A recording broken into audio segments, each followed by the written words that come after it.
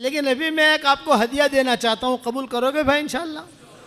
अरे बताओ तो सही बेंगलोर वालों, कबूल करोगे इंशाल्लाह? 10 मरतबा सूरह इखलास पढ़ो तो जन्नत में एक महल तैयार हो जाता है, और 20 मरतबा सूरह इखलास पढ़ो तो 2 महल तैयार हो जाते हैं, और 30 मरतबा सूरह इखलास पढ़ो तो 3 महल तैयार हो जाते हैं। आजकल के हालात के अंदर मैं अपने साथियों से, शागिर्दों से, शागिर्दनों से ये दरख्वास्त करता हूँ, हमारे व्हाट्सएप के सबकों में सब जगह, कि 313 मरतबा सूरह इखलास पढ़ने की आदत डालो, तो रोज़ाना इंशाअल्लाह 31 महल तैयार हो जाएंगे। कितने महल भाई? और 104 मरतबा कुरान शरीफ पढ़ने के बराबर अल्लाह सवाब देगा। 31 बंगले रोज़ाना तैयार हो जाएंगे इंशाअल्लाह, और कोई इनकम टैक्स वाला आपको फ़ोन नहीं करेगा। दुनिया में आप बेंगलोर के अंदर एक फ्लैट ले लो 1000 स्क्वायर फुट का, तो इनकम टैक्स वालों को हिसाब देना पड़ता है, नहीं देना पड़ता। और यहाँ तो 31 महल, घर नहीं महल, कसर का। हुज़ूर सल्लल्लाहु अलैहि वसल्लम ने हज़रत उमर से कहा था, उमर 10 मरतबा सूरह इखलास पढ़, जन्नत के अंदर अल्लाह एक महल दे देगा। हज़रत उमर ने कहा 10 मरतबा सूरह इखलास पढ़ूँ, जन्नत में एक महल, मैं तो बहुत महल बनाऊंगा। आपने फरमाया जितनी ताकत हो बनाते बनाते थकेगा, अल्लाह देते देते नहीं थकेगा। तो 313 मरतबा पढ़ोगे इंशाअल्लाह?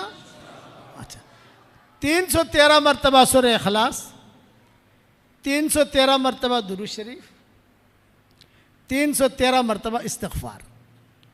इस्तिग़फ़ार में शॉर्ट वाला, अल्लाहुम्मा ग़फ़िरली, अल्लाहुम्मा ग़फ़िरली, वो पढ़ना ना आवे तो उर्दू में कह दो अल्लाहुम्मा, अल्लाह मुझे माफ़ कर दे, अल्लाह मुझे माफ़ कर दे। इसलिए लोग बेचारे सीधे साधे होते हैं, बाद मरतबा उन्हें कोई चीज़ समझ में नहीं आती। एक पठान मिला, पठान, अभी हम सफ़र में थे ना, एक पठान जो है वो बेचारा तवाफ़ कर रहा था। ज़ोहर के वक्त में आकर उसने पूछा, भाई ये तवाफ़ ख़त्म कब होगा?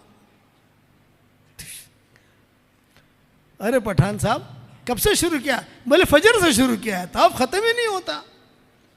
और बेचारा सुबह से चलते चलते थक गया ज़ोहर में, कि तवाफ़ ख़त्म कब होगा? अरे 7 चक्कर पर तवाफ़ ख़त्म हो जाता है।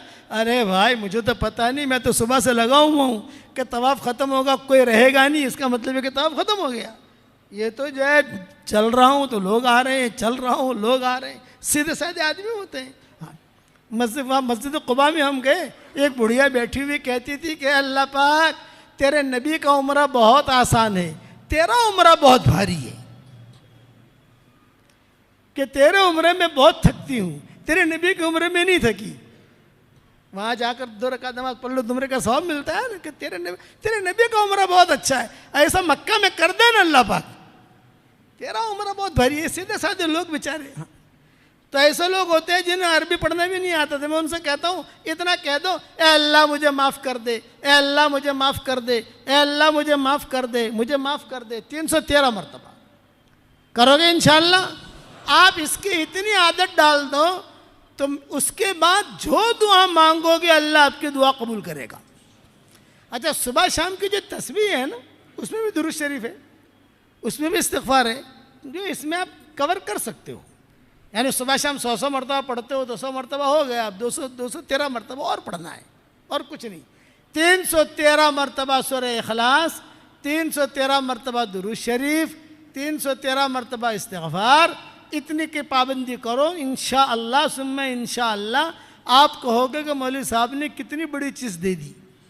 मेरे वालिद साहब रहमतुल्लाह अलैह मुझे कहते थे कि बेटा यूनुस, ये यूनुस को थोड़ा खींचते थे, बेटा यूनुस रात को जब नींद ना आवे ना तो 5-6 बंगले बना देने की जन्नत में,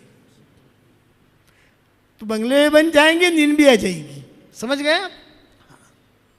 और कहते हैं बेटा दुनिया में, मैं आप हजरात से कहता हूँ बेंगलोर में प्रॉपर्टियाँ बहुत बनाई, अल्लाह आपकी प्रॉपर्टियों में बहुत बरकत दे, हमारी दुआ है। अब जन्नत में भी प्रॉपर्टी बनाओ। और अब्बा एक बात और भी कहते थे, जो अल्लाह जन्नत में बंगला देने पर तैयार है वो बेंगलोर में भी दे देगा, बंबई में भी दे देगा। जब वहाँ देने पर कादिर रहते, हिंदुस्तान दुनिया में नहीं दे सकता। कुछ बंगले अल्लाह यहाँ भी उतार देगा। कौन कौन पढ़ेगा इंशाअल्लाह भाई? वाह वाह वाह वाह। और एक हदिया और मुख्तसर सा, आजकल लोग बहुत परेशान हैं, जिसको देखो कारोबार नहीं है, कर्जा हो गया, जिन्नात परेशान कर रहे, नजर लग गई, हसद है, कर्जा चढ़ गया, कर्जा देता नहीं है, ये है ना भाई। हम तो जग पीर है ना, जग पीर, इसलिए हमको जो जो लोग पूछते हैं तो मैं उसका आसान इलाज बताता हूँ आपको। आपके जैसे मस्जिद है, इसके 4 कोने हैं, देखो एक कोना ये, एक कोना ये, एक कोना ये, एक कोना ये। वैसे हर आदमी के घर के 4 कोने होते हैं, कमरे के, कोई भी कमरा हो। आपके महल है, आपके पास कई कमरे हैं, एक कमरा खाली पकड़ लो आप। हर कोने में रोजाना आयतुल कुर्सी पढ़ा करो और दम कर दो, बस। आपके 5 बेडरूम है तो 5 बेडरूम में पढ़ना जरूरी नहीं है। 5 बेडरूम में 3 हॉल है, सब जगह पढ़ना जरूरी नहीं है।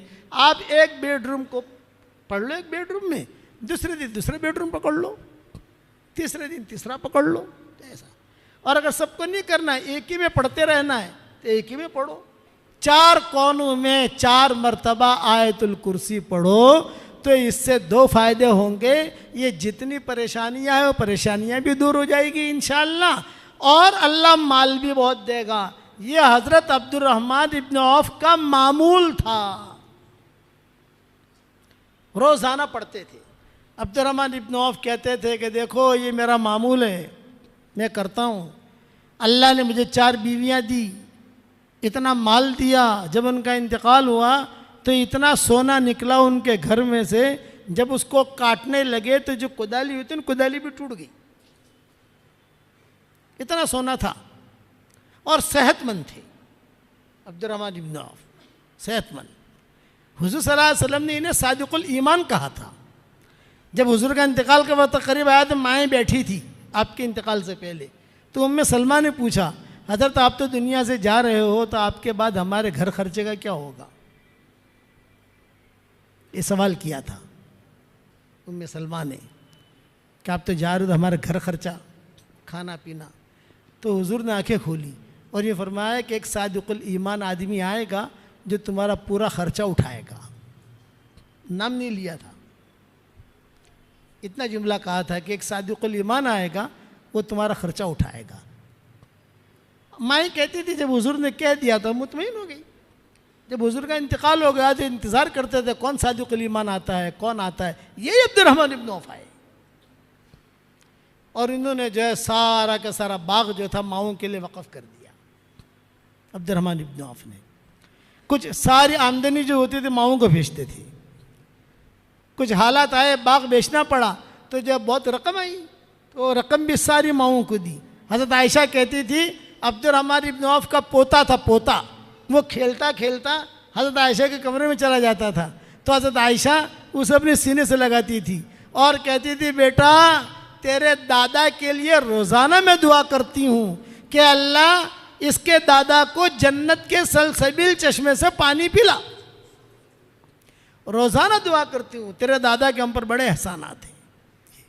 ये अब्दुर्रहमान इब्न औफ का मामूल था। तो आप करोगे इंशाअल्लाह आयतुल कुर्सी। और तीसरी बात, जो मुझे अपनी दुआओं में याद रखता है मैं उसके लिए दुआ करता हूँ। आप मेरे लिए दुआ करोगे तो मेरी दुआ में पार्टनर रहोगे इंशाअल्लाह, करोगे इंशाअल्लाह। और चौथी बात, मेरे सबक सुनते रहो। आप मौलाना यूनुस पालमपुर इंस्टाग्राम पर चले जाओ तो रोज़ाना आपको नई नई नई बातें सुनने मिलेंगी, रोज़ाना। आजकल हुज़ूर सल्लल्लाहु अलैहि वसल्लम की सीरत चल रही है, तो 102 पाठ हुए हैं और 300 पाठ मैंने तैयार किए हैं। उसमें हज़रत उमर का किस्सा चल रहा है, किसी का किस्सा चल रहा है, वो सारे आपको थोड़ी थोड़ी बातें कान पर पड़ेगी कि क्या सीरत है हुज़ूर की। हाँ, जिन्नातों के किस्से मैंने बयान किए, बहुत कुछ बयान किया है। ये मजमून जो मैंने बयान किया ये इमाम साहब की बरकत है। जिन्नातों का जो मैंने बयान किया, हालांकि जिन्नातों का बयान ज़्यादा हुआ नहीं, बीच में आ गई दूसरी बातें। जिन्नातों का मुस्तक़बिल मुझे बयान करना था, अल्लाह जब तौफीक देगा तो दूसरी मरतबा आके बयान करेंगे इंशाअल्लाह। अब ये बताओ अल्लाह के रास्ते में निकलोगे कि नहीं निकलोगे भाई? सारा मजमा ये नीयत करे कि हमें दीन का काम करना है, और दीन के काम करने के लिए आसान शक्ल है दावत और तबलीग। ये आसान है। आप कुरान का तर्जुमा नहीं कर सकते, आप बयान नहीं कर सकते, आप जो है लंबी चौड़ी बातें लोगों को नहीं समझा सकते, लेकिन अल्लाह के रास्ते में निकल कर कभी 3 दिन के लिए निकलो, कभी चिल्ले के लिए निकलो, कभी 3 चिल्ले के लिए, जैसे फुर्सत मिले आपको, लेकिन दीन पर रहने की कोशिश करो। बेदीन दीनदार मत बनना। इस उम्मत को और इस्लाम को और मुसलमानों को जो नुकसान हुआ है, यहूदियों से नहीं, मुशरिकीन से नहीं, मजूसियों से नहीं, किससे हुआ है? बेदीन दीनदारों से।